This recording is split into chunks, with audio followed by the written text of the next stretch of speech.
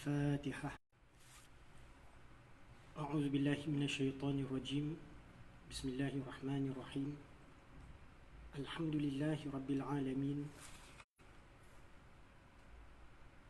الرحمن الرحيم، مالك يوم الدين، إياك نعبد وإياك نستعين، اهدنا الصراط المستقيم، صراط الذين أنعمت عليهم غير المغضوب عليهم ولا الضالين، آمين. Alhamdulillah, bersyukur kita kehadrat Allah Subhanahu Wa Taala dengan limpah rahmatnya dapat kita ke udara secara live di Facebook di halaman Masjid Al-Hasanah, Bandar Baru Bangi, sebagai menggantikan kuliah yang secara kebiasaannya kita lakukan di masjid. Pada malam ini kita lakukan di Facebook secara live, ya. Jadi semoga Allah Subhanahu Wa Taala memberi manfaat kepada kita sama-sama para pendengar dan penonton untuk mengikuti kuliah pada malam ini. Alhamdulillah, nahmaduhu wa nusalli ala rasulihil karim, amma ba'd. Sebagai meneruskan kuliah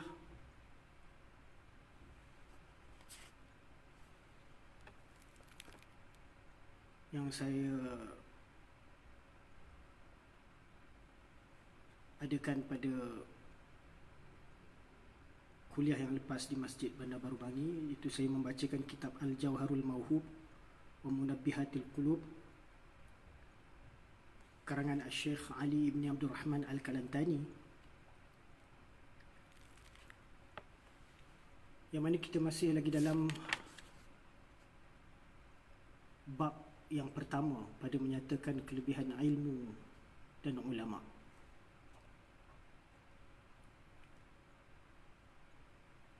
Dan kita telah sampai pada muka surat yang ke-8 dari kitab Jawi,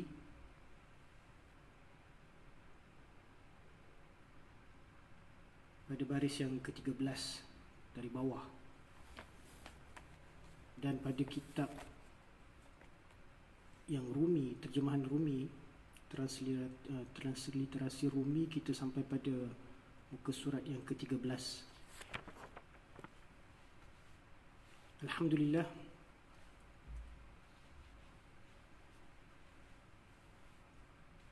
sabda Nabi sallallahu alaihi wasallam, ana madinatul ilmi wa aliyun babuha. Artinya, aku bendaharaan ilmu dan Ali pintunya.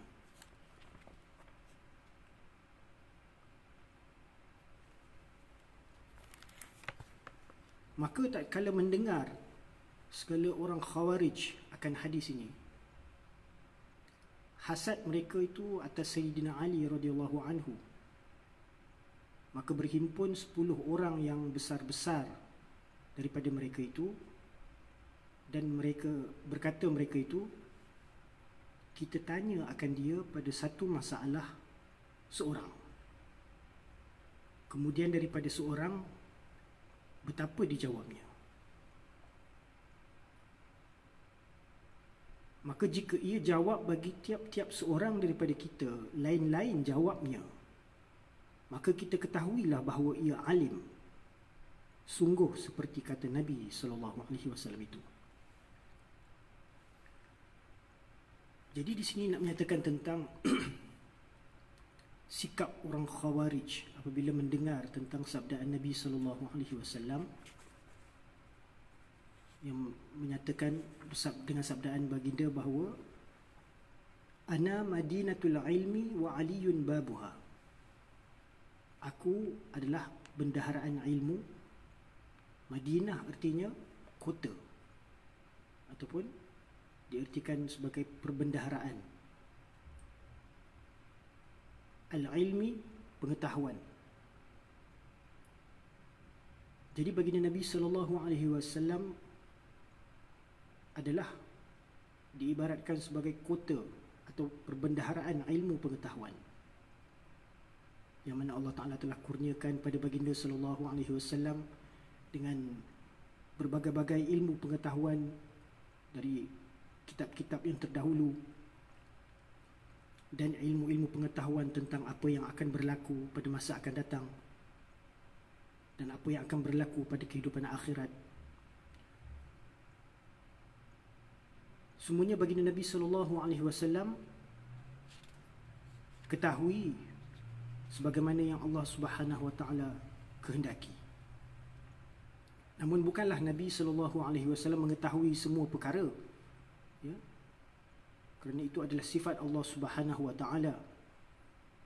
Namun pengetahuan yang Allah Taala kurniakan kepada Nabi SAW adalah mengatasi sekalian makhluk-makhluk yang lain atau manusia-manusia yang lain. Dan Nabi SAW menyatakan bahawa Ali radhiyallahu anhu adalah diibaratkan sebagai pintunya.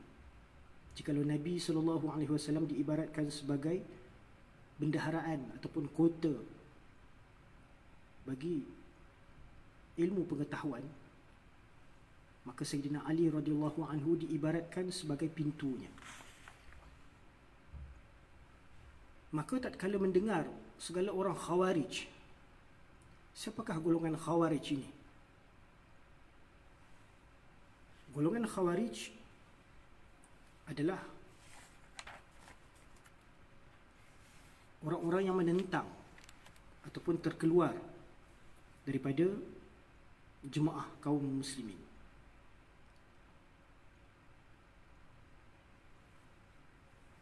Di mana mereka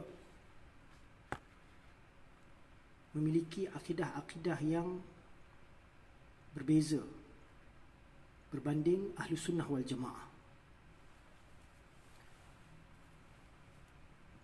Dan munculnya Khawarij ini semenjak zaman Nabi SAW lagi. Begitulah pada zaman Khulafaur Rashidin, di mana mereka ini jugalah yang memainkan peranan dalam peristiwa pembunuhan Sayyidina Uthman radhiyallahu anhu dan Hadrat Sayyidina Ali radhiyallahu anhu. Jadi orang-orang Khawarij ini mereka mengkafirkan jemaah kaum muslimin atas perkara-perkara yang mereka tidak sependapat dengan jemaah kaum muslimin.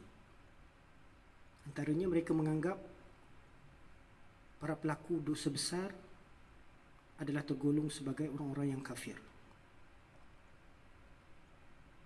Namun mereka adalah orang-orang yang berilmu pengetahuan, membaca Al-Quran, bersolat, berpuasa, kuat beribadat. Namun pemahaman mereka, penafsiran mereka terhadap Al-Quran tidak sebagaimana yang dikehendaki oleh ijma' ummah ataupun para ulama di kalangan Ahlu Sunnah wal Jamaah. Jadi mereka sentiasa menentang jemaah kaum muslimin, dan mereka ni ada di setiap zaman, walaupun dengan gelaran ataupun nama yang berbeza-beza. Jadi apabila golongan Khawarij ini, yang mereka ini mempunyai hasad dengki terhadap jemaah kaum muslimin,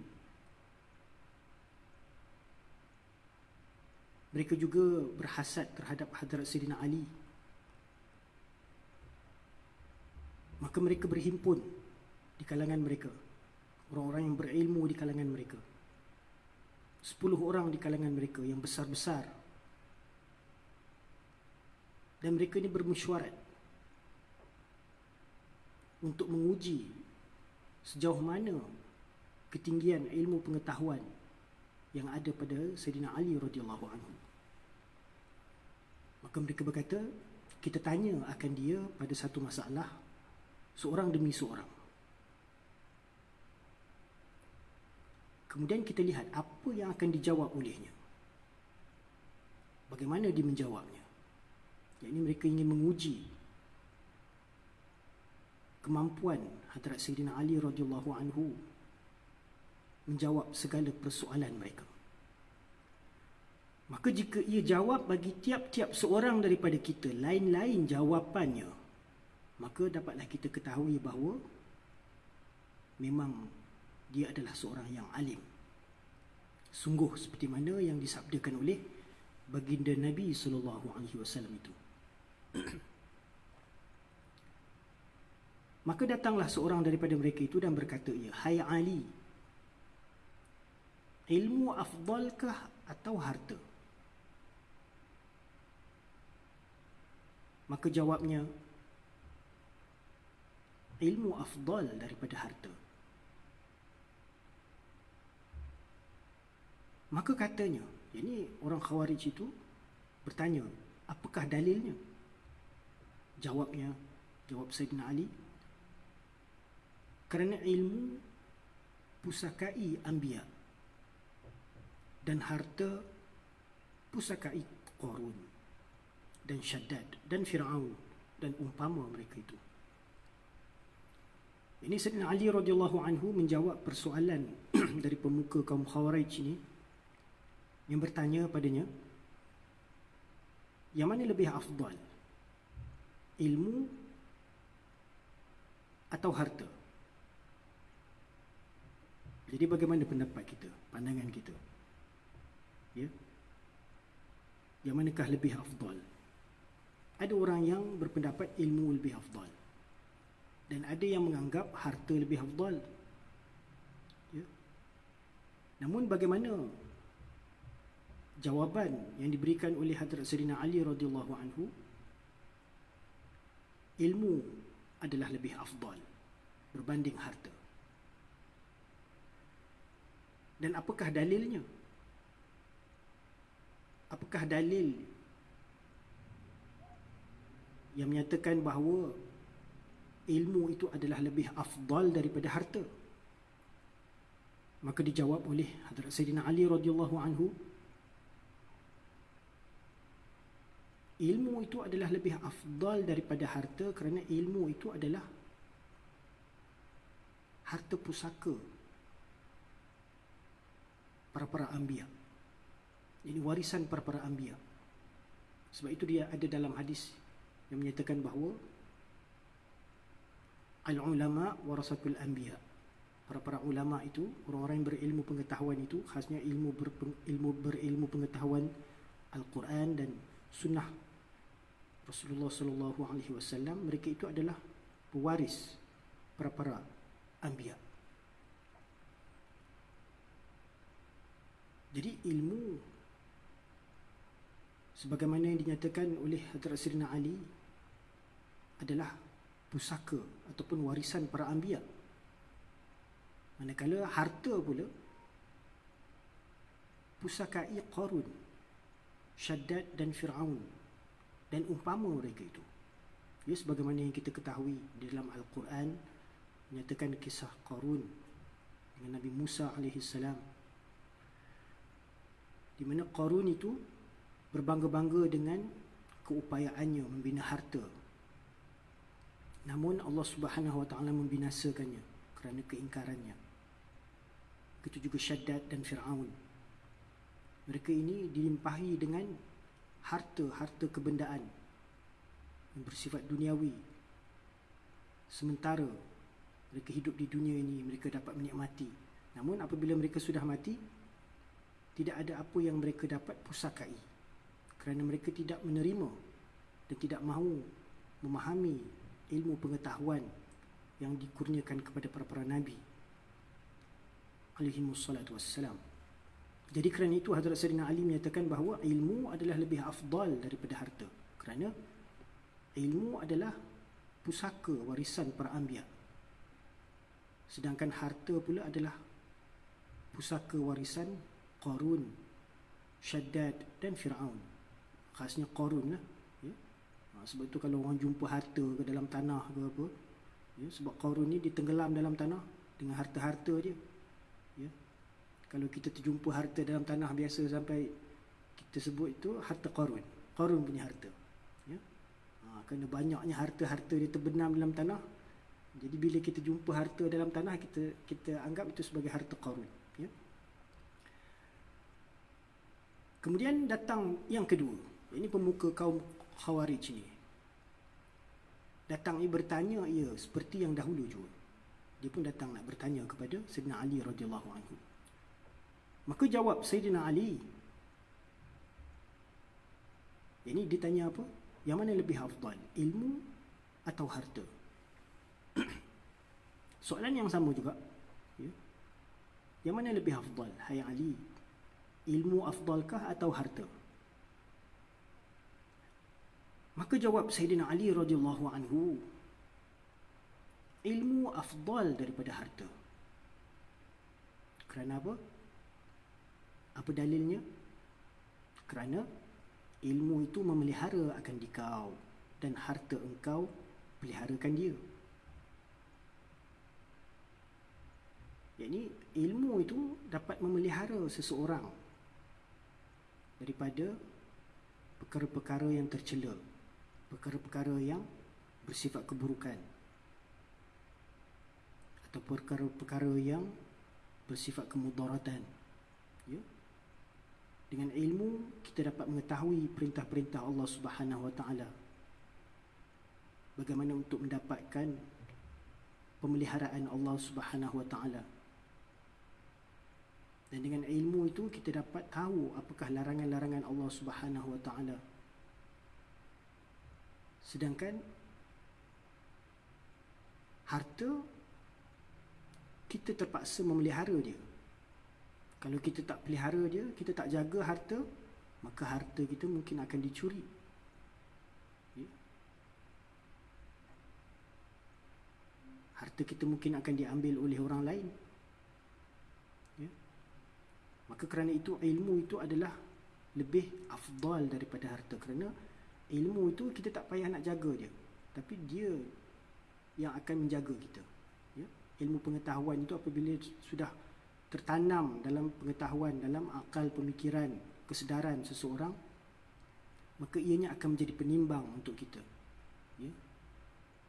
Untuk memelihara kita daripada perkara-perkara yang tercela, perkara-perkara yang akan merosakkan kita. Kemudian datang yang ketiga dari kalangan pemuka kaum Khawarij itu. Bertanya ia seperti yang dahulu juga. Hai Ali, ilmu afdalkah atau harta? Maka jawab Sayyidina Ali radhiyallahu anhu, ilmu itu afdal daripada harta. Kerana apa? Apakah dalilnya? Kerana empunya harta itu banyak seteru, dan orang yang mempunyai ilmu itu banyak taulannya.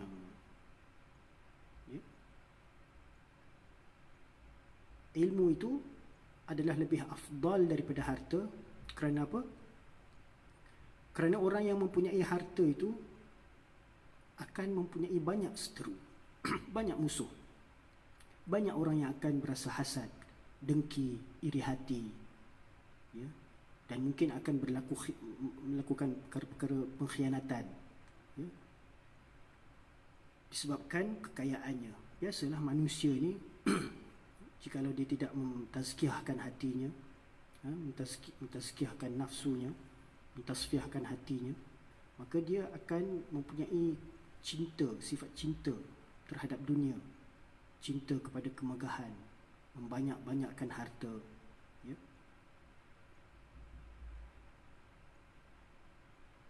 Maka orang yang mempunyai harta itu secara kebiasaannya akan memiliki banyak seteru, musuh. Disebabkan hasad dan dengki yang tertanam dalam hati-hati manusia. Ya? Sedangkan orang yang mempunyai ilmu itu pula banyak taulannya. Ini banyak sahabat-sahabatnya. Ya, mungkin juga, ya, kadang-kadang orang yang mempunyai ilmu pun ada juga orang yang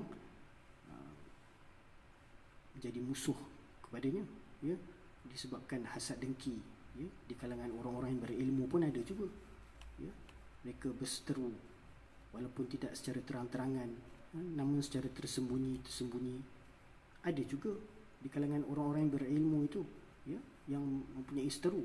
Namun secara umumnya orang-orang yang berilmu itu lebih banyak taulannya, lebih banyak orang-orang yang suka mendampinginya, ya, tak kira daripada kalangan orang-orang awam maupun orang-orang yang berilmu pengetahuan. Namun bagi orang-orang yang banyak harta itu, dia akan mempunyai banyak seteru, musuh, baik daripada kalangan orang-orang awam yang mungkin tidak suka sikap kekayaannya, mungkin dengan kekayaannya akan menyebabkan dia sombong, bangga diri, bongkak, ya, maka itu akan menerbitkan rasa kebencian di dalam hati-hati sebahagian manusia. Atau mungkin juga orang-orang yang banyak harta itu, dia mempunyai musuh yang juga sama-sama banyak harta, masing-masing ada rasa ingin lebih daripada seterunya itu, ya, maka di situ juga akan menyebabkan kedengkian, hasad, dengki, ya, iri hati. Maka kerana itu Sayyidina Ali radhiyallahu anhu menyatakan bahawa ilmu itu adalah lebih afdal daripada harta, kerana empunya harta itu banyak seteru, dan orang yang mempunyai ilmu itu banyak taulannya. Kemudian datang yang keempat,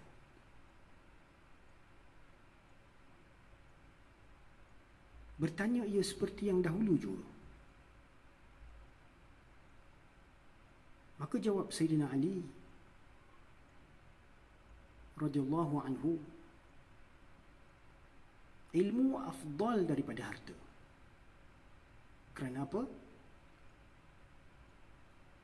Kerana empunya harta itu diseru dengan nama bakhil dan cela, dan empunya ilmu diseru dengan nama besar dan mulia.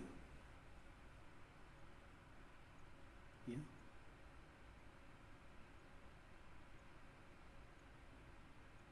Sebelum tu datang yang keempat, itu yang kelima, ya.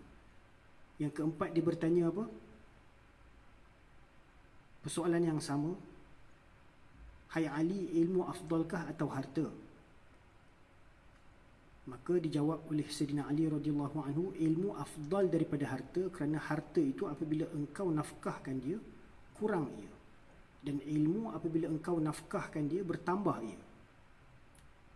Ya. Ilmu lebih afdal daripada harta, kerana harta itu apabila engkau nafkahkan dia, iaitu apabila kita menafkahkan sebahagian harta yang Allah Subhanahu wa taala telah kurniakan, ini menginfakkannya, mensedekahkannya ataupun menunaikan zakat, kita nampak harta itu apabila dibelanjakan, harta itu nampaknya seperti kurang, ya. Tapi sebenarnya kalau dalam kita berbelanja pada jalan Allah Subhanahu wa taala, kita bersedekah, ya, kita berzakat, sebenarnya Allah Subhanahu wa taala akan melipat gandakan lagi, ya, rezeki kita, ya, akan menambahkan lagi keberkatan. Tetapi jika kita berbelanjakannya pada perkara-perkara yang tidak diredai oleh Allah Subhanahu wa taala, atau perkara-perkara yang selain daripada tuntutan agama, atau pada jalan-jalan maksiat, maka harta itu akan berkurangan. Namun ilmu apabila engkau nafkahkan dia, ini apabila ilmu itu kita ajarkan kepada orang-orang yang menuntut ilmu pengetahuan, ilmu itu kita manfaatkan, ya, sebagai suatu sedekah yang jariah, yang ini apabila dia amalkan ilmu pengetahuan itu, maka akan berlanjutan ilmu amalan tersebut, ganjaran pahala, ya, amalan daripada ilmu pengetahuan yang diajarkan tadi, ya, walaupun sesudah kita mati. Ya, kerana itu apabila mati seseorang anak Adam itu, 3 perkara yang akan terus bersama-sama dengannya, ya, iaitu sedekah jariah, ya, sedekah dan ilmu yang dimanfaatkan dan doa daripada anak yang soleh. Jadi ilmu yang dimanfaatkan itu maksudnya ilmu yang kita nafkahkan, kita ajarkan. Apabila kita ajarkan lagi atau kita amalkan lagi, Allah Subhanahu Wa Taala akan menambah lagi kefahaman ilmu ataupun lanjutan lagi pengetahuan itu. Lebih dalam lagi Allah Subhanahu Wa Taala akan kurniakan pertambahannya ilmu. Jadi kerana itu Sayyidina Ali radhiyallahu anhu menyatakan bahawa ilmu adalah lebih afdal daripada harta. Kerana harta itu secara zahirnya apabila engkau nafkahkan dia, kurang ia. Jadi apabila kita belanjakan dia, kita nampak harta kita tu makin kurang. Ya. Dan ilmu apabila engkau nafkahkan dia, dia akan bertambah. Jadi ilmu apabila kita ajarkan dia, apabila kita amalkan dia, maka kita akan mencapai pertambahan, peningkatan dalam pemahaman ilmu itu. Ya. Kemudian datanglah yang kelima daripada kalangan pemuka kaum Khawarij ini. Bertanya ia seperti yang dahulu juga, dengan persoalan yang sama. Yang manakah lebih afdal, ilmu atau harta? Maka jawab Sayyidina Ali radhiyallahu anhu, ilmu afdal daripada harta. Kerana apa? Kerana empunya harta itu diseru dengan nama bakhil dan cela, dan empunya ilmu diseru dengan nama besar dan mulia. Yakni harta akan menyebabkan seseorang itu diseru dengan nama bakhil dan cela apabila dia tidak membelanjakannya pada jalan Allah Subhanahu Wa Taala. Dia tidak melakukan kewajiban zakat, sedekah, ya? Dia tidak membelanjakannya pada jalan Allah Subhanahu Wa Taala. Sedangkan harta yang dimilikinya itu adalah, pada hakikatnya adalah kurniaan daripada Allah Subhanahu Wa Taala. Namun Allah Subhanahu Wa Taala ingin melihat, menguji hamba-hambanya, di kalangan hamba-hambanya. Dengan sifat pemurahnya itu, Allah Subhanahu Wa Taala telah mengurniakan kekayaan, harta, ya, yang melimpah kepada seseorang itu. Namun apabila dia tidak membelanjakannya dengan sifat kemurahan, ya, pada jalan Allah Subhanahu Wa Taala, maka dia akan menerima dengan gelaran-gelaran yang seumpama bakhil, kedekut, ya, dan gelaran-gelaran yang tercela. Sebaliknya, orang yang mempunyai ilmu pengetahuan, khasnya ilmu pengetahuan agama yang hak, ya, ilmu-ilmu yang berkaitan dengan Al-Quran, hak-hak Allah Subhanahu Wa Taala, ilmu berkenaan keesaan Allah Subhanahu Wa Taala, ilmu tentang syariat Allah Subhanahu Wa Taala,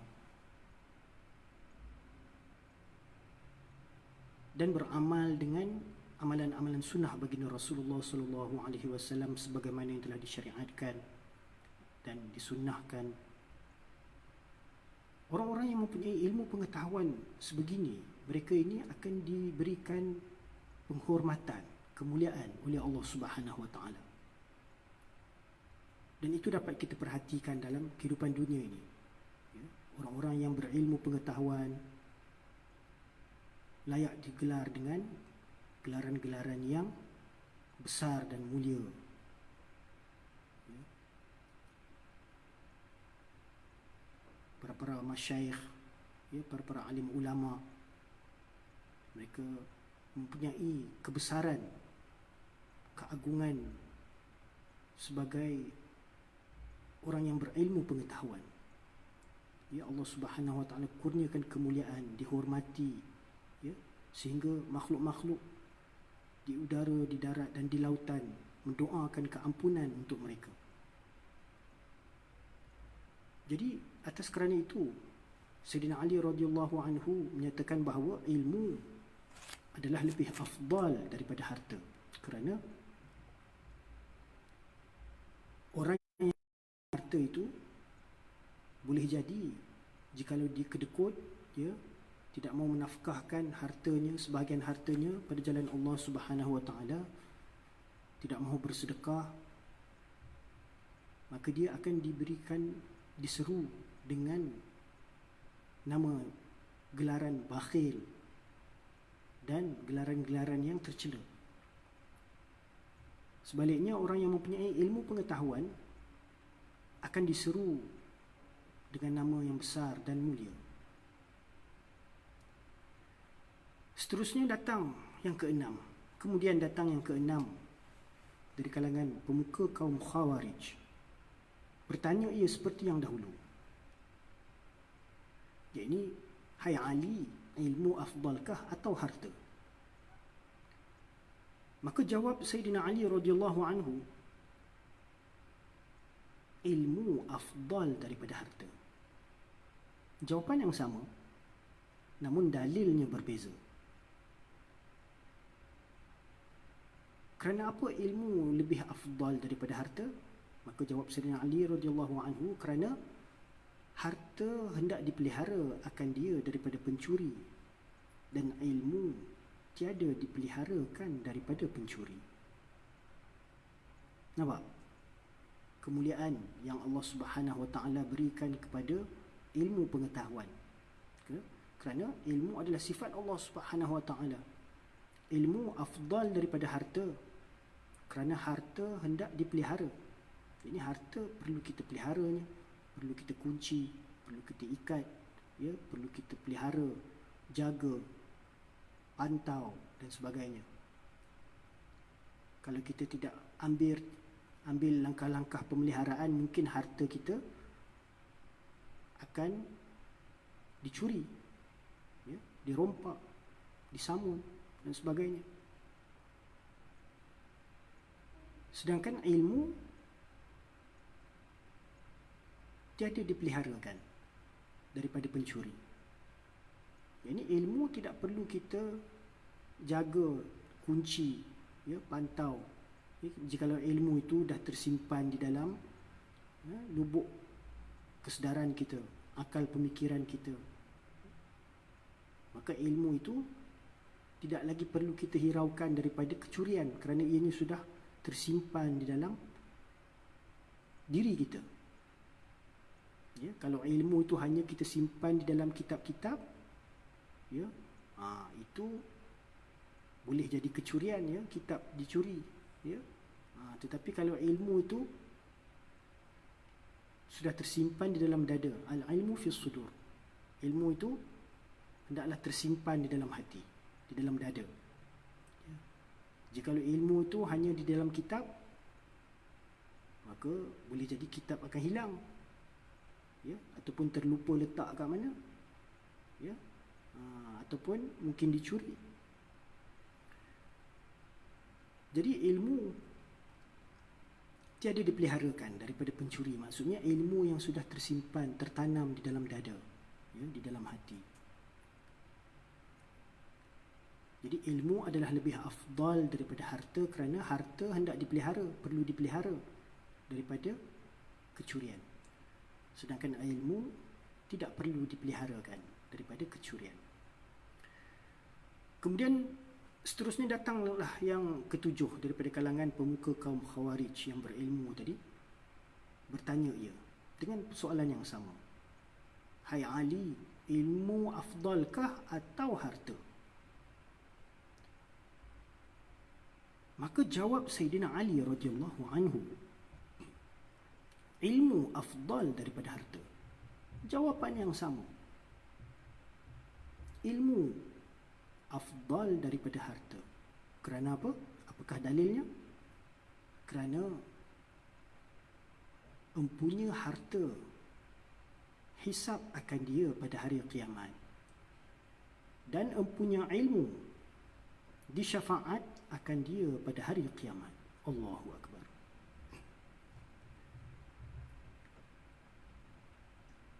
Kelebihan ilmu di atas harta, ya.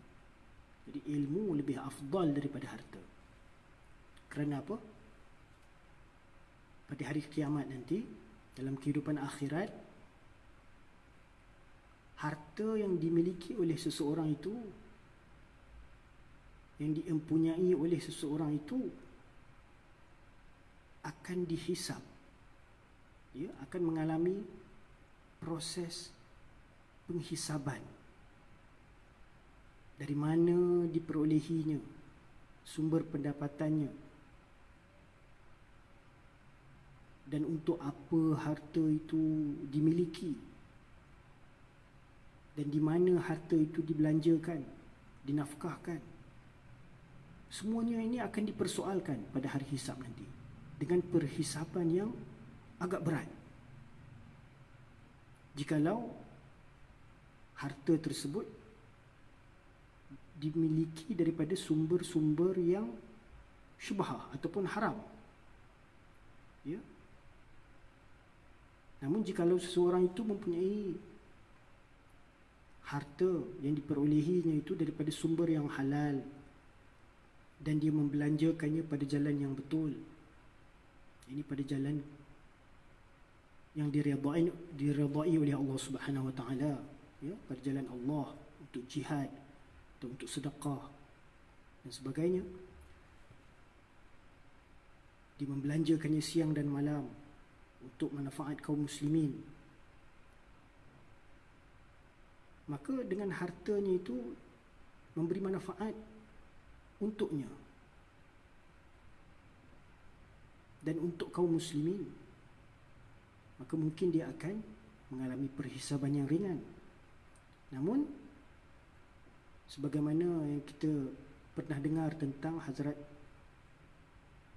Abdul Rahman bin Auf, ya, salah seorang daripada Asyarah Mubasyarah yang telah diberikan perkhabaran baik, ya, 10 orang yang telah diberikan perkhabaran baik oleh baginda Rasulullah sallallahu alaihi wasallam bahawa mereka akan masuk ke syurga. Ya, antaranya Abdul Rahman bin Auf radhiyallahu anhu.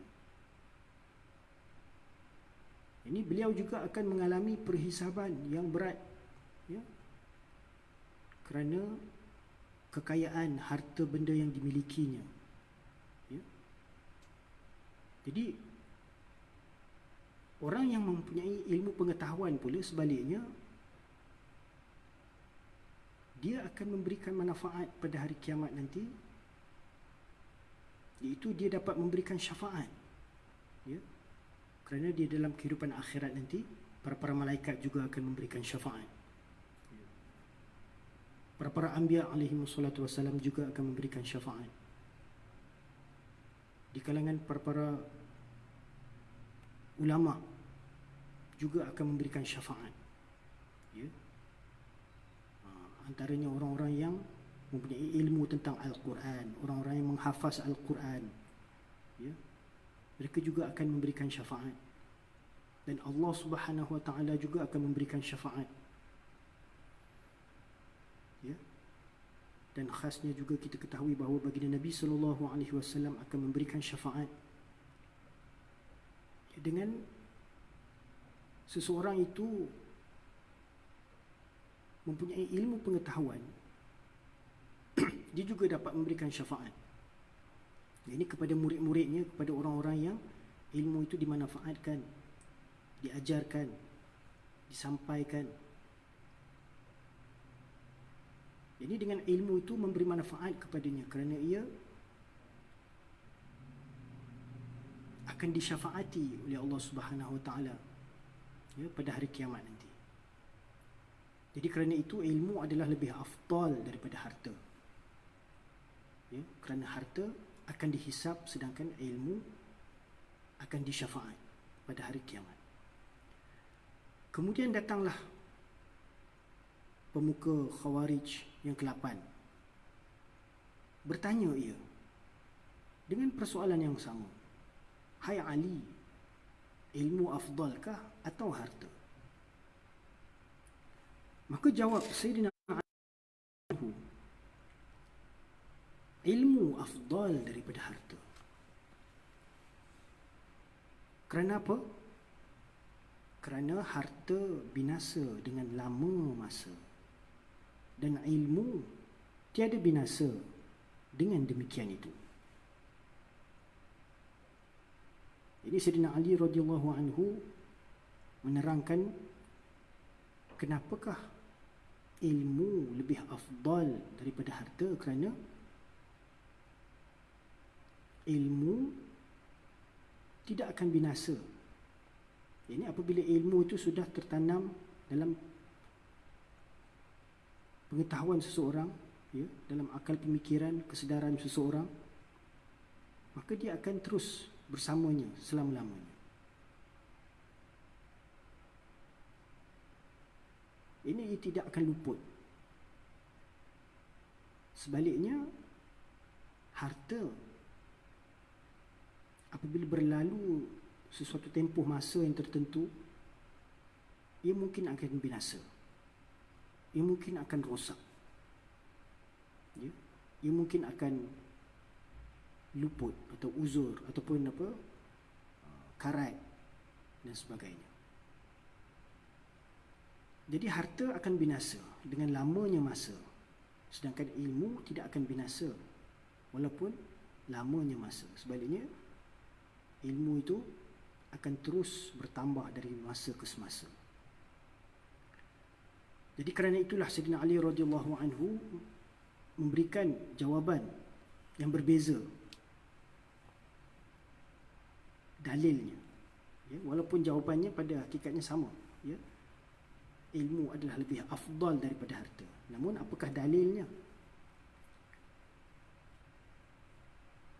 Dalilnya harta binasa dengan lamanya masa, sedangkan ilmu tiada binasa dengan demikian itu. Kemudian datanglah yang ke-9 daripada kalangan pemuka kaum Khawarij ini. Bertanya ia persoalan yang sama. Hai Ali, yang manakah lebih afdal? Ilmu afdalkah atau harta?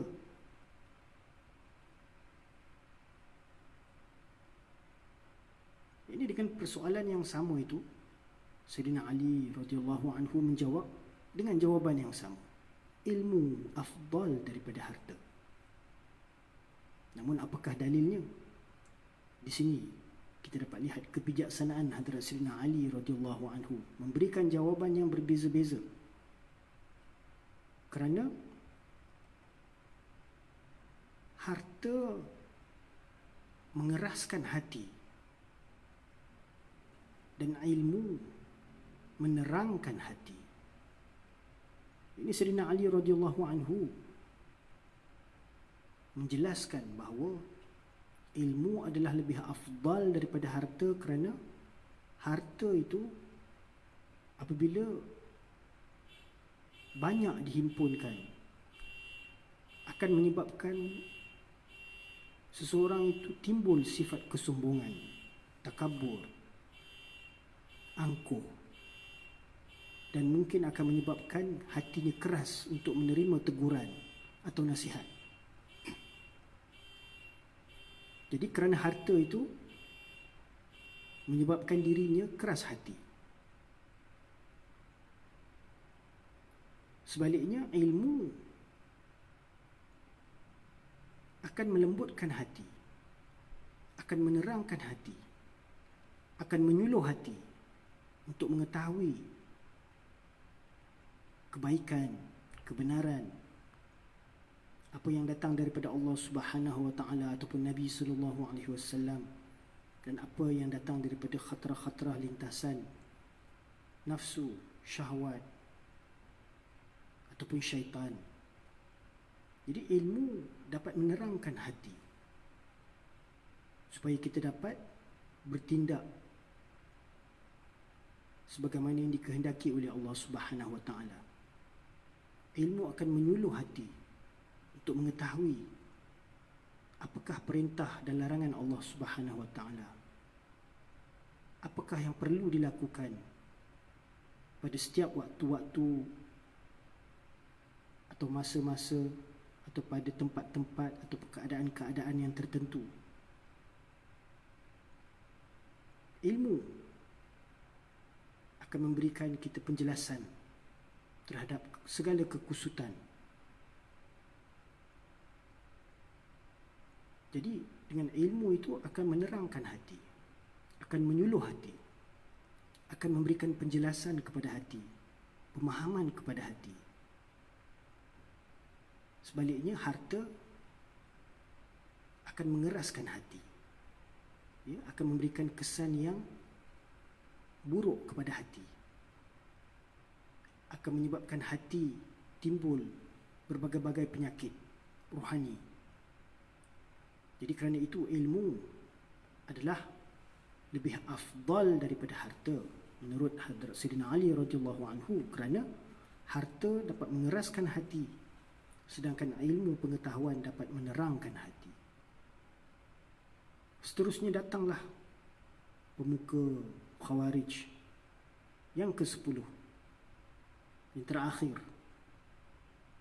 Kemudian datang yang ke-10 berkata ia dengan persoalan yang sama, ilmu afdal atau harta? Maka jawab Sayyidina Ali radhiyallahu anhu juga dengan jawapan yang sama, ilmu afdal daripada harta. Kerana apa? Kerana apa ilmu lebih afdal daripada harta? Kerana empunya harta mendakwakan ketuhanan sebab hartanya, dan empunya ilmu mendakwakan kehambaan. Ya. Apa yang dapat kita fahami daripada keterangan ini? Bahawa ilmu adalah lebih afdal daripada harta, kerana orang yang mempunyai harta itu akan mendakwakan ketuhanan sebab hartanya. Ini dia akan menganggap dirinya berkuasa. Ya. Apabila dia mempunyai wang ringgit ataupun dinar ataupun dirham, pound atau dolar, ya, atau apa jua mata wang ataupun apa jua kekayaan yang diperolehinya, akan menyebabkan dia menyangka dirinya berkuasa. Ini yang maksudkan mendakwakan ketuhanan, disebabkan kekayaan harta benda yang dimilikinya, ya, akan menyebabkan kerasnya hati, akan menyebabkan jiwanya takabur kepada ilahi. Sebaliknya, orang yang mempunyai ilmu pengetahuan akan mendakwakan kehambaan. Ini akan menyatakan dirinya sebagai hamba Allah Subhanahu wa taala, sebagai orang yang terbatas kemampuannya, yang mempunyai sifat kelemahan, ya, akan mendakwakan dirinya dengan sifat-sifat yang tawadhu, yang merendahkan dirinya di hadapan Allah Subhanahu wa taala. Jadi kita nampak perbezaan antara orang yang mempunyai harta, kekayaan, dan orang yang mempunyai ilmu pengetahuan. Orang yang dikurniakan dengan kekayaan, harta, maka dia akan mudah mendakwakan ketuhanan. Itu maksudnya apa? Akan mendakwakan kekuasaannya, ya.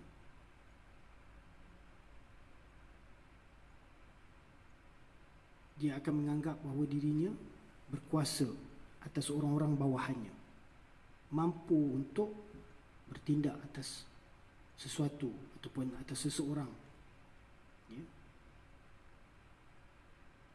Disebabkan kekayaannya, ya, maka timbul sifat keangkuhan atau tamak, sombong dan sebagainya. ya, berbagai-bagai sifat, ya, yang mazmumah, sifat-sifat yang tercela akan wujud dalam diri seseorang yang berharta jikalau dia tidak menafkahkan hartanya pada jalan Allah, tidak mentazkiyahkan zakat harta-hartanya di jalan Allah Subhanahu Wa Taala. Sebaliknya, orang yang mempunyai ilmu pengetahuan akan timbul sifat-sifat tawadhu, ya, beramal dengan perintah Allah Subhanahu Wa Taala, ya, dan sunnah baginda Rasulullah sallallahu alaihi wasallam, serta menjauhi segala larangan-larangan Allah dan Rasulnya. Ia akan mencorakkan seseorang itu dengan sifat-sifat kehambaan apabila dia mempunyai ilmu pengetahuan. Ya, kebanyakannya orang yang tak ada ilmu pengetahuan tu yang akan mendakwa dengan berbagai-bagai sifat-sifat kesombongan, ya. Namun orang yang sebenarnya mempunyai ilmu pengetahuan, mereka ni akan lebih bersikap tawadhu, ya, bersifat kehambaan, ya, kerana itu adalah ciri-ciri yang disukai oleh Allah Subhanahu Wa Taala. Maka kata Sayyidina Ali, jikalau bertanya mereka itu akan daku pada masalah ini, nescaya aku jawab dengan jawab yang berlain-lainan selama hidupku.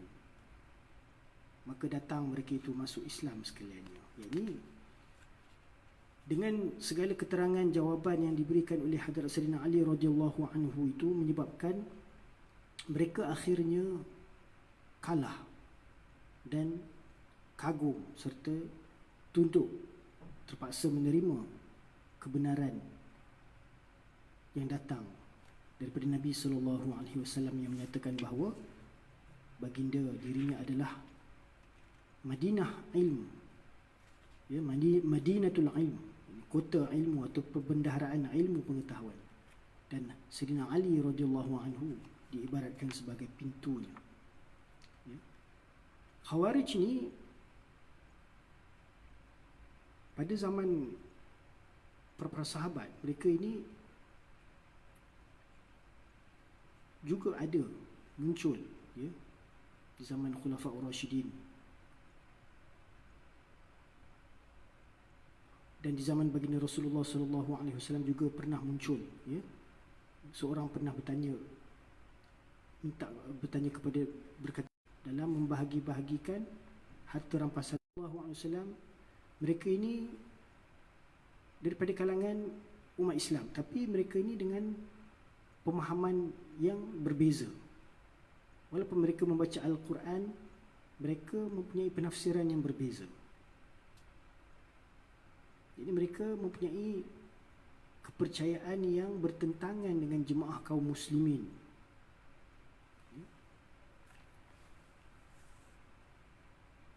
Maka apabila mereka mendengar segala jawaban yang diberikan oleh Hadrat Sayyidina Ali radhiyallahu anhu ini, menyebabkan mereka akhirnya masuk ke dalam agama Islam secara sempurna. Dan sabda Nabi sallallahu alaihi wasallam, "Man intaqala liyata'allama 'ilman, ghufira lahu qabla an yakhtuwa."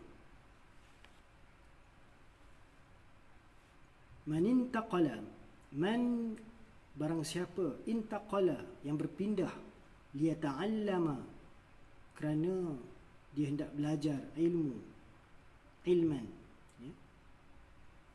Yakni ilmu maksud di sini ilmu syariat, ya, ilmu syar'i.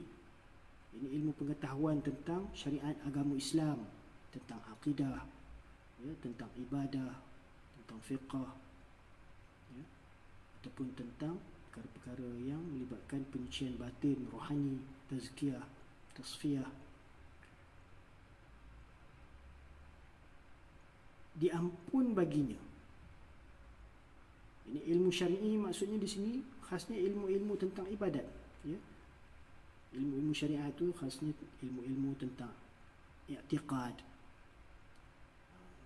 imaniyat kita, ya, yang disyariatkan oleh Allah Subhanahu Wa Taala. ilmu tentang ibadat, bagaimana pelaksanaan amalan ibadat, solat, puasa, zakat, haji dan sebagainya. Dan ilmu tentang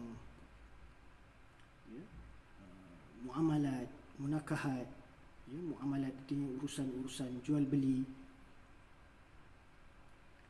urusan munakahat, urusan-urusan pernikahan, perceraian, talak dan sebagainya. Begitu juga ilmu-ilmu yang tentang akhlak, membaiki, lahkan diri, sucikan hati kita, membentuk perilaku, tata krama, sifat-sifat yang mulia, sebagaimana akhlak Muhammadiyah, untuk kita isikan dengan sifat-sifat yang mahmudah, dengan meninggalkan sifat-sifat yang mazmumah. Itu juga disyariatkan oleh Allah dan Rasulnya SAW. Maka apabila seseorang itu berpindah dari suatu tempat ke suatu tempat kerana niatnya untuk menuntut ilmu pengetahuan, khasnya ilmu syar'i, ini ilmu pengetahuan agama, ghufira lahu qabla an yakhtuwa, diampun baginya dahulu daripada bahawa melangkah. Yakni Allah Subhanahu wa taala akan mengampunkannya, dosa-dosanya Allah Subhanahu wa taala ampunkan sebelum dia melangkah lagi, sebelum dia buat langkahan tu untuk bergerak menuju kepada tempat yang dia nak berpindah tu. Mungkin dia berpindah dari satu tempat ke satu tempat tu, mungkin dia nak pergi berguru dengan seorang yang berilmu pada suatu tempat yang tertentu, contohnya untuk ilmu pengetahuan, berhijrah pergi ke Mesir atau Mekah, Madinah atau Syria atau India, Pakistan dan sebagainya, ke tempat-tempat yang jauh daripada tempat di mana dia menetap, berpindah untuk tujuan mencapai ilmu pengetahuan. Jadi sebelum dia melangkah pergi itu lagi, Allah Subhanahu wa taala telah ampunkan dosa-dosanya, diampun baginya kesalahan-kesalahannya dahulu daripada bahawa melangkah ia daripada tempatnya. Yakni jika menghendaki dengan belajar itu bagi wajah Allah Ta'ala, yakni jikalau seseorang itu mempunyai keikhlasan niat yang sempurna, yakni dia menuntut ilmu tu, apa niat dia? Dia keluar nak menuntut ilmu itu, keluar daripada rumahnya tu, nak berpindah ke suatu tempat yang lain tu, tujuan dia nak menuntut ilmu tu, apa niat dia? Jika nak menjadi orang yang berilmu pengetahuan, dapat apa perintah dan larangan Allah Subhanahu wa taala, supaya dia dapat memanfaatkan ilmu itu untuk bekalannya dalam kehidupan akhirat.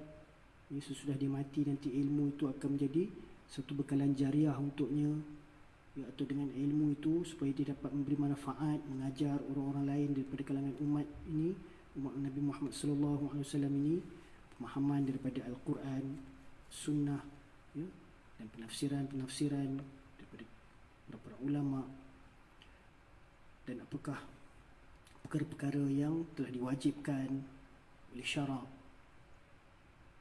Dia belajar itu semuanya hanya untuk mencari keredaan Allah Subhanahu wa taala, belajar dengan mengharapkan wajah Allah Ta'ala.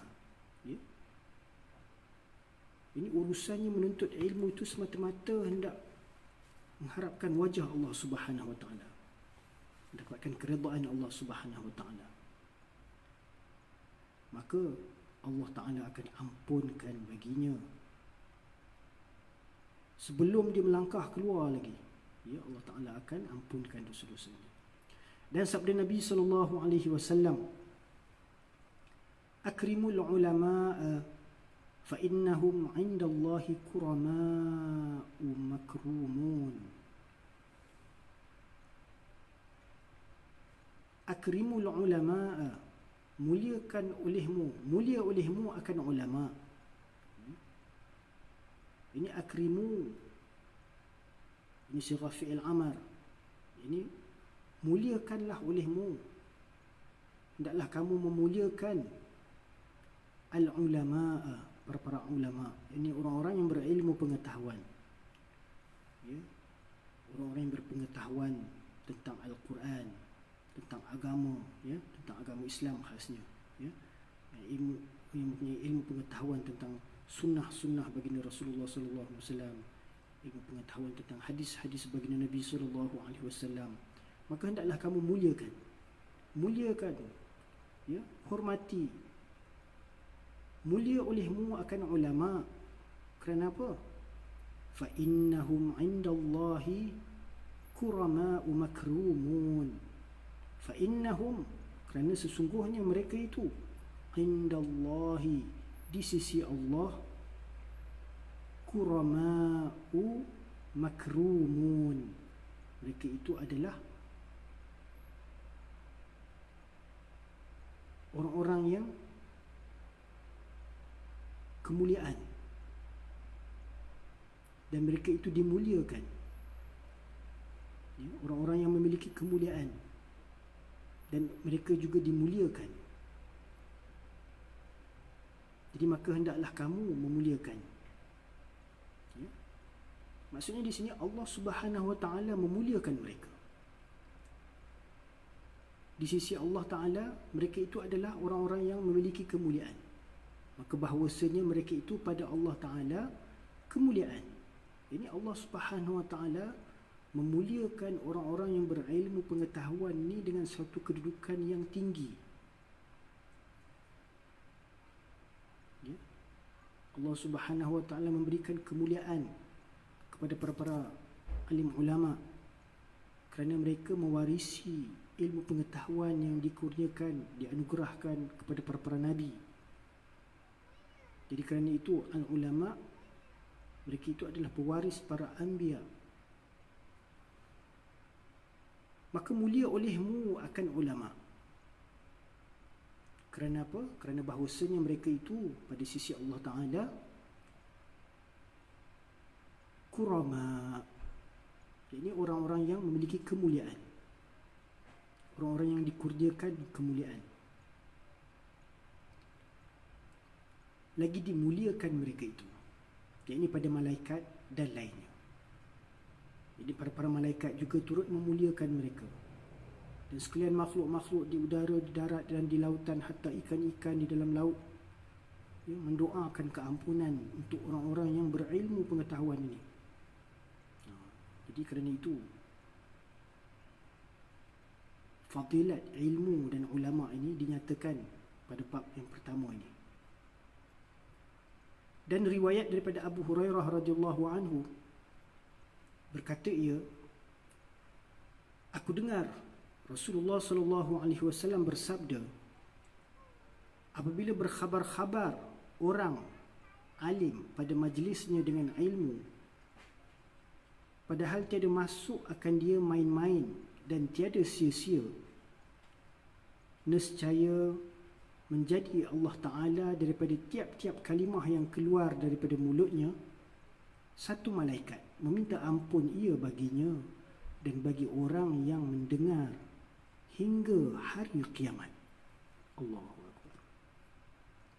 Ya, daripada Abu Hurairah radhiyallahu anhu meriwayatkan bahawa beliau mendengar baginda Rasulullah sallallahu alaihi wasallam bersabda, apabila berkhabar-khabar orang alim pada majlisnya, yakni apabila seseorang yang berilmu memberikan perkhabaran, menyampaikan ilmu pengetahuan daripada kitabullah ataupun daripada hadis Rasulullah sallallahu alaihi wasallam, ya, kerana di dalam Al-Quran juga mengandungi berbagai-bagai perkhabaran, ya, perkhabaran tentang perkara-perkara yang telah berlaku, perkara-perkara yang akan berlaku, perkhabaran tentang kehidupan akhirat, ataupun menyampaikan perkhabaran daripada hadis-hadis baginda Rasulullah sallallahu alaihi wasallam, sabdaan-sabdaan baginda Nabi sallallahu alaihi wasallam, ataupun menyampaikan perkhabaran tentang sunnah-sunnah baginda Rasulullah sallallahu alaihi wasallam pada majlisnya. Apabila berkhabar-khabar orang alim pada majlisnya dengan ilmu, padahal tiada masuk akan dia main-main dan tiada sia-sia. Ini tiada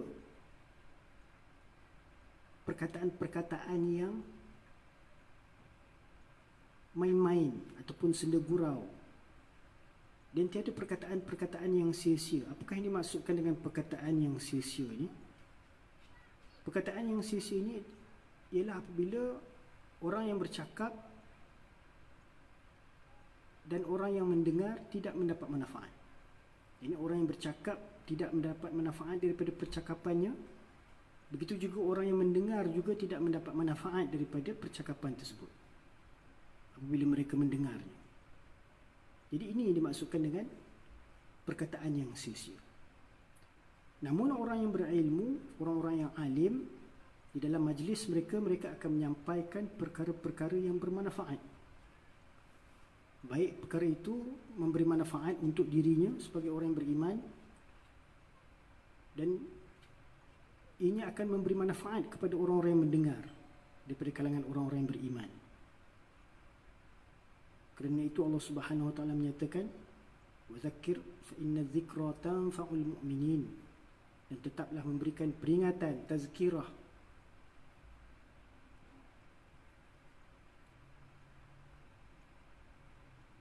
Kerana peringatan itu atau tazkirah itu akan memberikan manfaat kepada orang-orang yang beriman. Jadi apabila berkhabar-khabar orang yang alim pada majlisnya dengan ilmu, padahal tiada masuk akan dia perkataan yang main-main dan tiada perkataan yang sia-sia, maka Allah Subhanahu wa taala dengan kemurahannya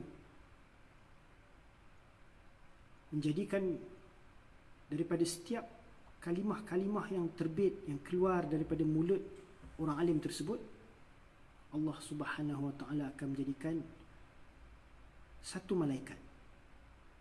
Daripada setiap kalimah itu, Allah Ta'ala jadikan satu malaikat yang ditugaskan untuk meminta keampunan bagi orang alim tersebut dan bagi orang yang mendengar perkataan yang terbit daripada mulut orang alim tersebut sehinggalah ke hari kiamat.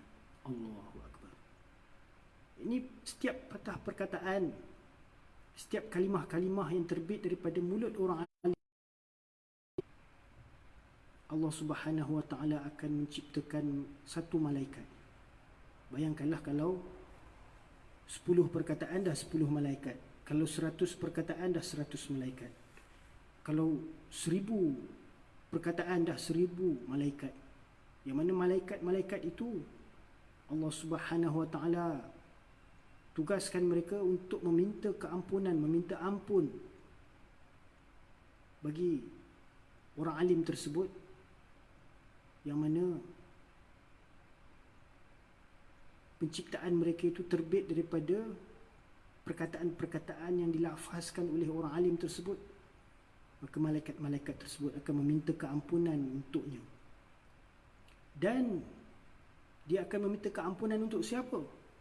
Bagi sekalian para pendengarnya. Allahu Akbar. Dan ianya akan berlaku sampai bila?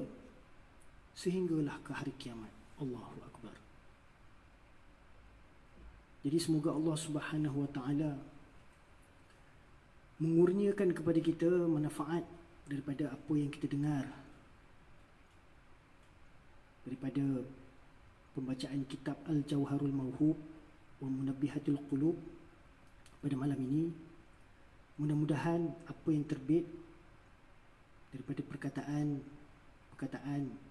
yang dibacakan ini semuanya adalah kandungan daripada sabdaan-sabdaan Nabi sallallahu alaihi wasallam dan para sahabat dan para ulama. Ini perkataan-perkataan yang berteraskan daripada ajaran agama Allah Subhanahu wa taala.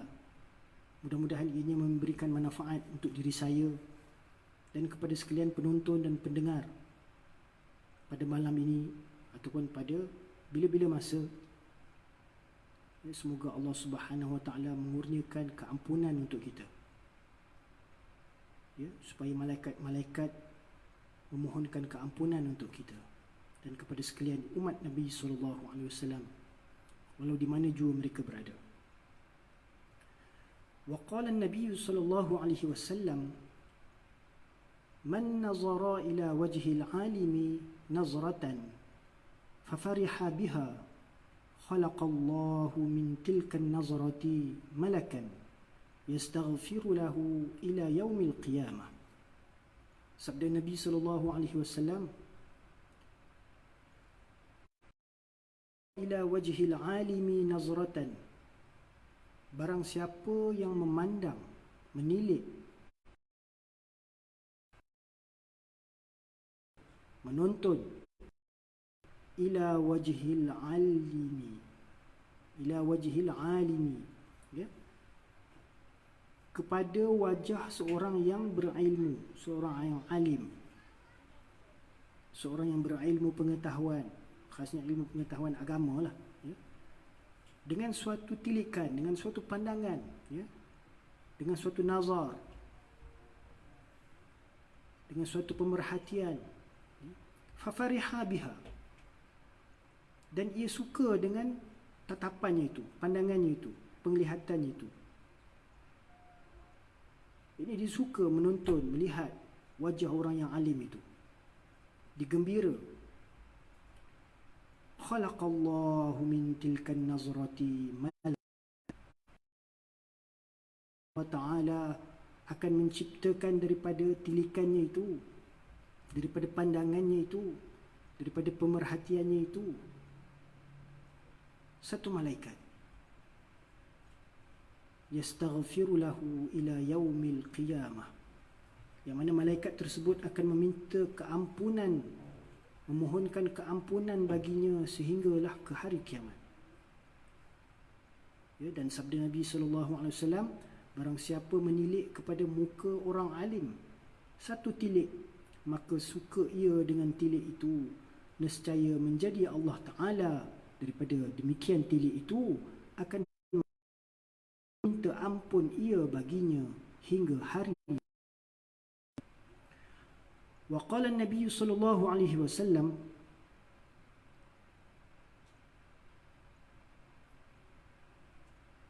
man akrama 'aliman faqad akramani, wa man akramani faqad akrama Allah, wa man akrama Allah fama'wahu al-jannah.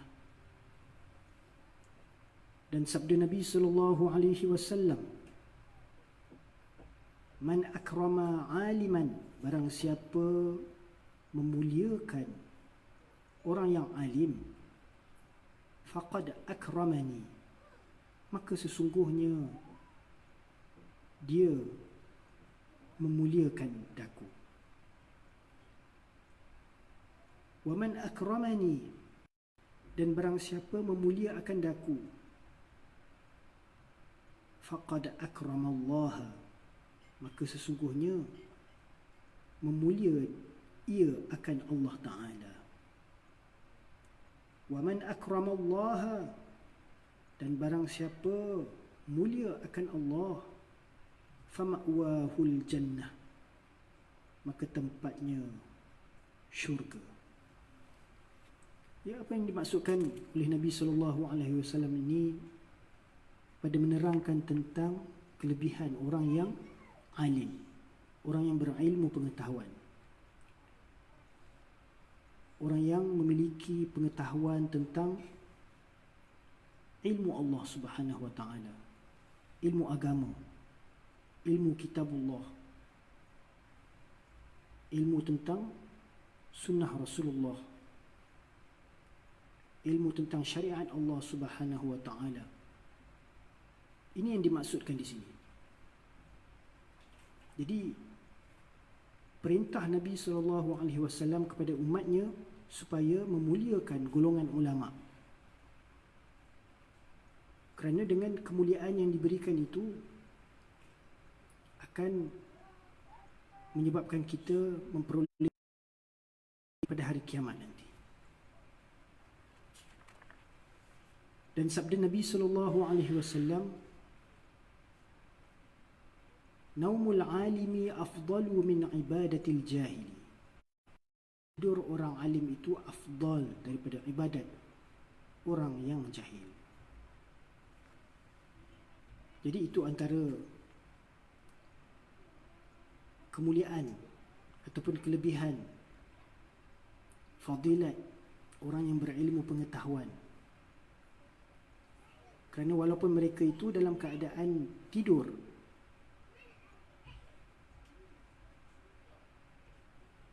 sedangkan manusia-manusia lain melakukan amalan ibadat, namun sabda Nabi SAW, tidur orang yang alim itu adalah lebih afdal daripada ibadat orang-orang yang tidak berilmu pengetahuan.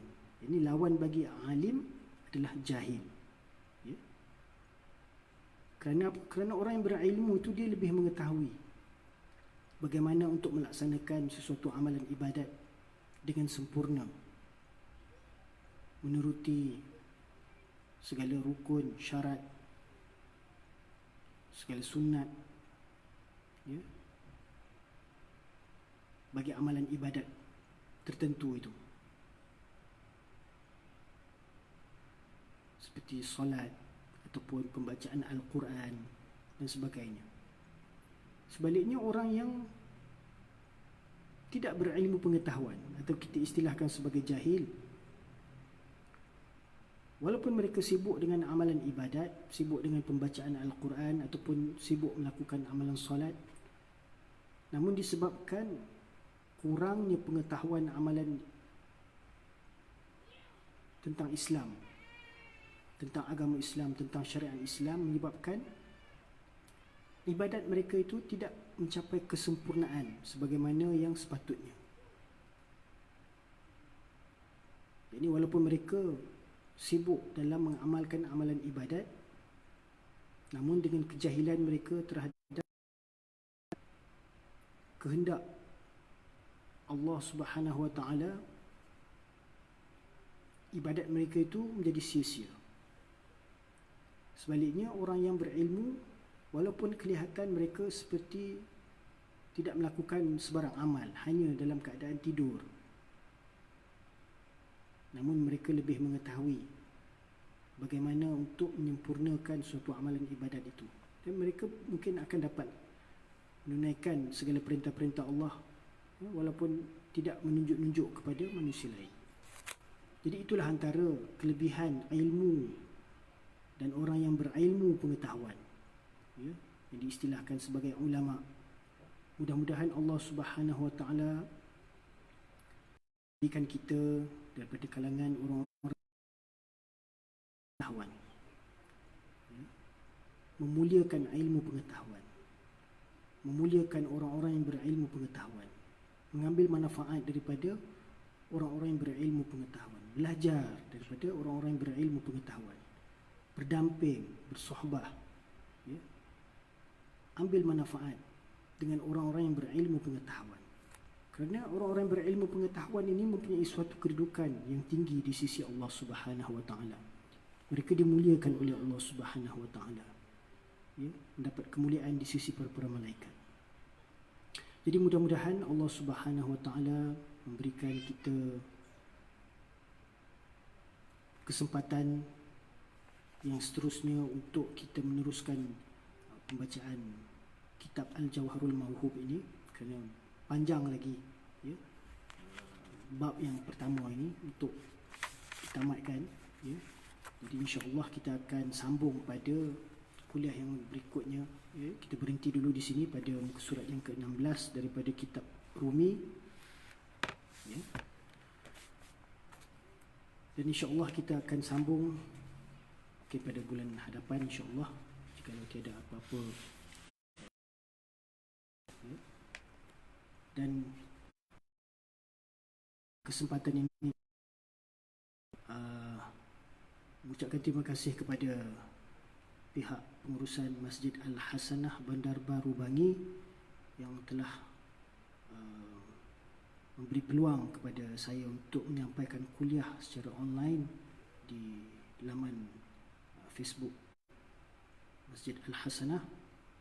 Dan dalam kesempatan ini juga marilah kita sama-sama memberikan sedikit sumbangan kepada pihak masjid dan boleh like dan subscribe dan kongsikan ya kuliah-kuliah daripada Masjid Bandar Baru Bangi ini dalam laman-laman.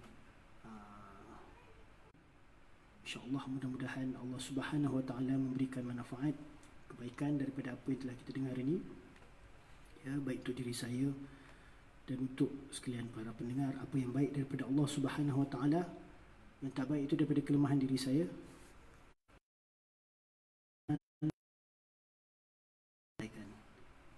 أقول قولي هذا أستغفر الله لي ولكم ولسائر المسلمين والمسلمات والمؤمنين والمؤمنات الأحياء منهم والأموات برحمتك يا أرحم الراحمين. Kita doa. أعوذ بالله من الشيطان الرجيم. بسم الله الرحمن الرحيم. الحمد لله رب العالمين والصلاة والسلام على أشرف الأنبياء والمرسلين وعلى آله وصحبه أجمعين. اللهم صل على سيدنا محمد وعلى آل سيدنا محمد. اللهم انفعنا بما علمتنا وعلمنا ما ينفعنا وزدنا علما. ربنا زدنا علما. ربنا زدنا علما. ربنا زدنا علما. اللهم أحينا بحياة العلماء وأمتنا بموت الشهداء واحشرنا في زمرة الأولياء وأدخلنا الجنة مع الأنبياء عليهم الصلاة والسلام.